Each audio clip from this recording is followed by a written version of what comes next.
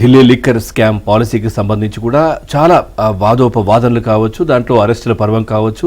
ఏకంగా ఢిల్లీ ఉప ముఖ్యమంత్రి మనీష్ సిసోడియానే అరెస్ట్ చేసిన పరిస్థితి, తర్వాత అరవింద్ కేజ్రీవాల్ కూడా సమన్లు వెళ్లిన పరిస్థితి. మరోవైపు ఇటు తెలంగాణకు సంబంధించి కవిత కూడా ఎమ్మెల్సీ కవిత కూడా నోటీసులు వచ్చిన విషయం తెలిసిందే. ఈరోజు మరోసారి కూడా సమన్లు అయితే జారీ చేయడం జరిగింది విచారణకు రావాలని. కానీ ఈ రోజు రాలేను అని చెప్పి కూడా రిప్లై ఇచ్చిన పరిస్థితి కవితది. ఢిల్లీ లిక్కర్ స్కామ్ కేసులో బీఆర్ఎస్ ఎమ్మెల్సీ కల్వకుంట్ల కవితకు నిన్న మరోసారి ఈడీ సమన్లు జారీ చేసింది. ఢిల్లీ లిక్కర్ పాలసీ కేసులో ఇవాళ ఢిల్లీలోని ఈడీ కార్యాలయంలో విచారణకు హాజరు కావాలని నోటీసులు పంపించింది. దీంతో తెలంగాణ రాజకీయాలు మరోసారి హాట్ టాపిక్ గా మారాయి.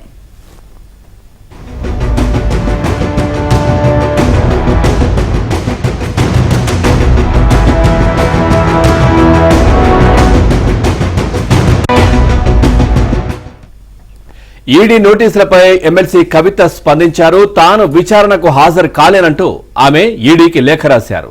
సుప్రీంకోర్టు నుంచి తనకు రక్షణ ఉత్తర్వులు ఉన్నాయని, తన కేసు ఇంకా సుప్రీంలో పెండింగ్ లో ఉందని లేఖలో కవిత తెలిపారు. కాబట్టి తాను నేటి విచారణకు రాలేనని లేఖలో స్పష్టం చేశారు.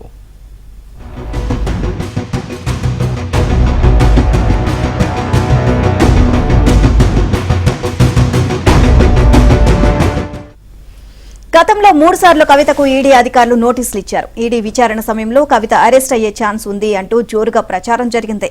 ఈ క్రమంలో కవిత సుప్రీంకోర్టును ఆశ్రయించారు. ఈ కేసులో తనను విచారించిన ఈడీ అధికారుల తీరుపై అభ్యంతరం వ్యక్తం చేస్తూ కవిత సుప్రీంకోర్టులో పిటిషన్ వేశారు.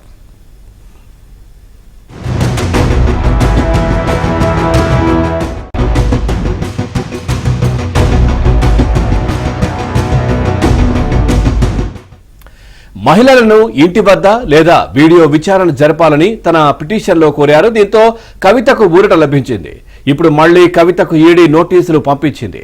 ఇన్ని రోజుల తర్వాత మళ్లీ కవితకు ఈడీ నోటీసులు జారీ చేయడంతో బీఆర్ఎస్ నాయకులు, కార్యకర్తల్లో టెన్షన్ వాతావరణం నెలకొంది.